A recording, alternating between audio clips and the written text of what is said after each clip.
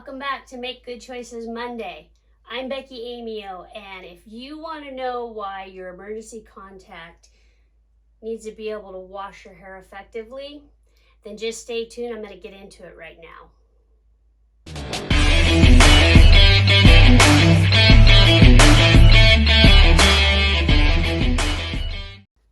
So back in about 2014 is where this story takes place. I originally got this gelding in for training as a 2-year-old. He'd had minimal handling, minimal halter braking, minimal human contact.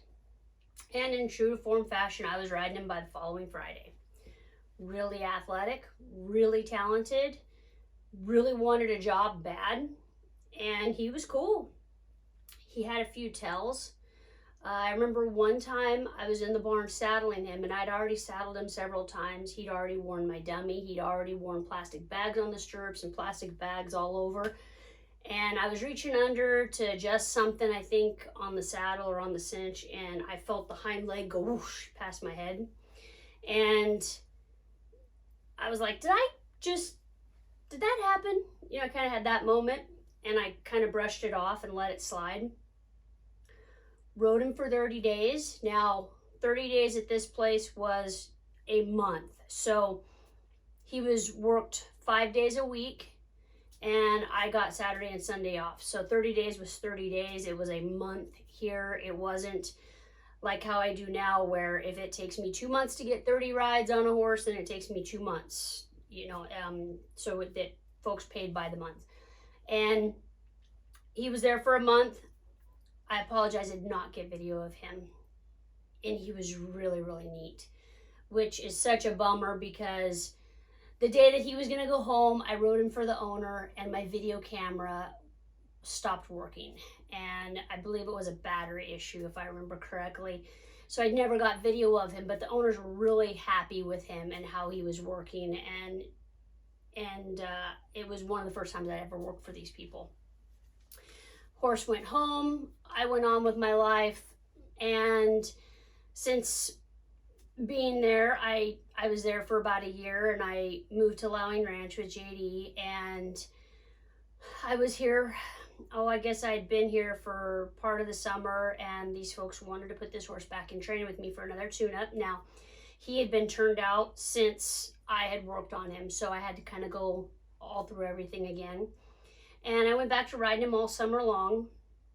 And, there were little things along the way that kind of indicated that he was this way. And I'm not sure if I want to say it was counterfeit or if I was just naive to his disposition.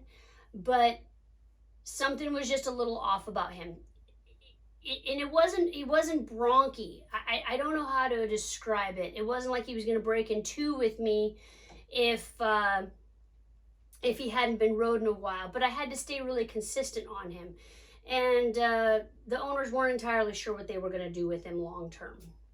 So I'd been riding him for most of the summer. I'd even gone as far as laying him down, and it was really cool. We'd gotten to a point where, shoot, I could just take his leg away from him and in hand, and I could lay him down just like folks might have seen me do with Swagger in a couple of videos on Facebook.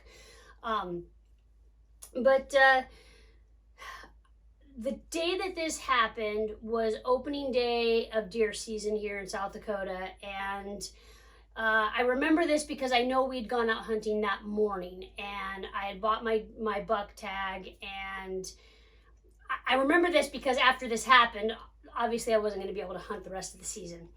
So I had gotten on him in my round pen, and I had done just a teeny bit of groundwork with him, and I got on, and what I would do is ride him a couple laps around the round pen, and then I'd go to the gate, open the gate, go straight to the arena, open and close the gate from his back, and then go into the arena and go to work.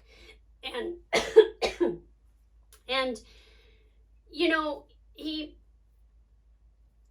he got into such a routine, and this is why routines are good and routines are bad.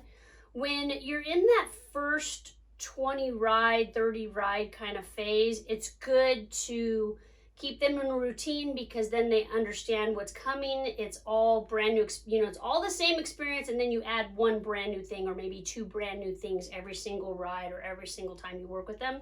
And in this case, this horse had 60 plus rides. He didn't need to be in a routine anymore. He needed to go to work and understand that, life's going to throw different things at you every single time that you're ridden.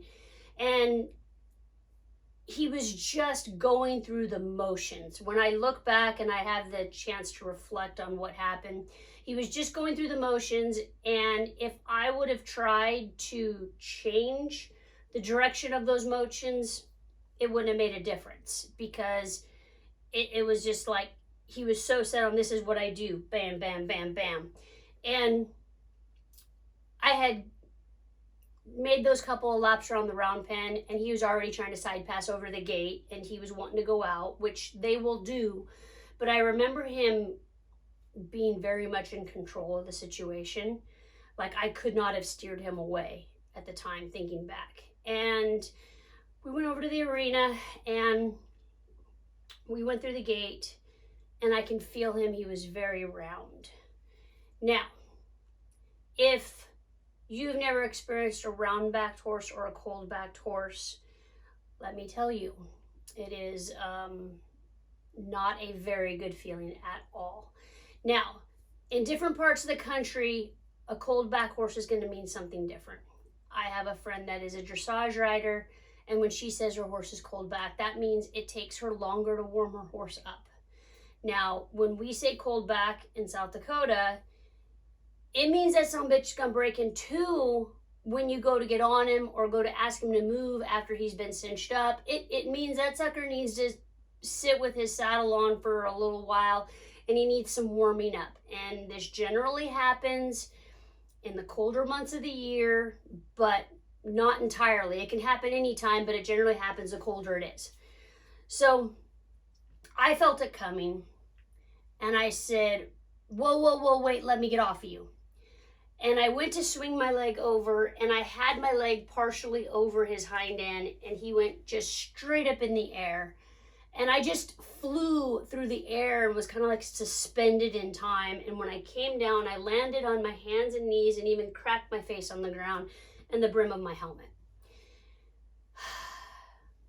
He was gone at that point. And I pulled my phone out of my back pocket, and I held it with this hand kind of like this, and I kind of dialed JD like this and called him and said, come down and get me. I'm right by the gate in the arena. So he came down. He was working on the house at the time, and he was underneath trying to hook up water lines and whatnot. And he came down to get me and packed me up to the main house. And of course, I'm completely dirty and disgusting. And he's doing the, do you want me to take you to the emergency room? Questioning. And yeah, I know I need to go and get x-rays. And I had insurance at this point through the Affordable Care Act. So that wasn't a concern. I wanted a shower before we went. And he put me in the shower, cleaned me up. And when I got out of the shower, I laid down on the floor in the bathroom. Now picture tiny little farm-style ranch house where when it was originally built, it wasn't built for a lot of room, right? You got to step over the toilet to get into the shower, kind of tiny little area. And when I got out of the shower, I laid down on the floor because I was having that pukey, ready to pass out feeling, because I knew I had broken something. I wasn't sure where it was at. And he got me up, got me cleaned up, got me dressed, got me over to the emergency room. At this point, we joke that he has a punch card for the emergency room for me. They x-rayed both of my wrists, and turns out I had broken the bone right up close to the wrist, the radius, and excuse me, and they sent me home. They gave me a splint. They made an appointment with the orthopedic surgeon for Wednesday and sent me home. This happened on a Saturday. On Monday, they gave me a call and they said, hey, we reread your x-rays and you broke the other arm as well. Which I kind of had a gut feeling that I did, just probably not as bad as this one, but I knew it wasn't right. Like, you just know when you have this gut feeling, and when you've experienced pain enough times, you kind of know, and you have a good feel for when it's bad or when it's worse. So I go in to see the orthopedic doctor on Wednesday, and he kind of laughs at me. And at this point, we're on a first name basis. He's worked on me enough times. And he says, you know, because it's both wrists, he goes, I'm not going to cast you. He goes, if it was just one, I'd cast it. He goes, but just, I'm going to keep you in splints. He goes, just don't pick up anything heavier than a fork for the next 8 weeks. Okay, I can do that. We're heading into winter. I don't need to work anyway. That's fine. I didn't have a barn to ride in anyway. And went home, and for about the next week, JD was washing my hair, and he would just like mat it up, like, you know, just soap and kind of do this number, and it was so bad. And it got to the point where I think after about a week, I was like, I'm good.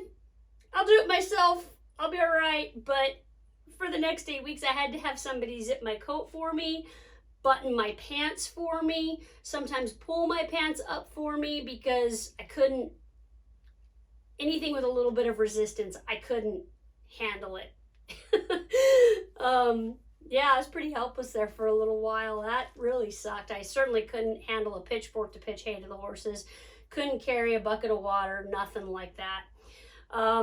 But since then, here's the thing that is so important that I want to share with you guys. Since then, I have made a cue when I'm dismounting a horse that lets them know I'm getting the heck off. Now, I implemented this cue from the very first ride, and it has saved me several times from this experience happening again, okay? Now, there's a couple things that have to go along with it, okay? You're not going to be able to just do it like if you're in a dead run or something's running off with you or anything like that. But one thing I do is I stomp down in both of my stirrups a couple of times. And it teaches them to square up and get ready for me to get off of them, okay? And they know that I'm dismounting. So they know to stand still. And now if you have something that's wanting to be naughty, or, you know, it's scaring you, or, you know, it's possible. I don't mean to make you feel bad, but like sometimes they scare us, right?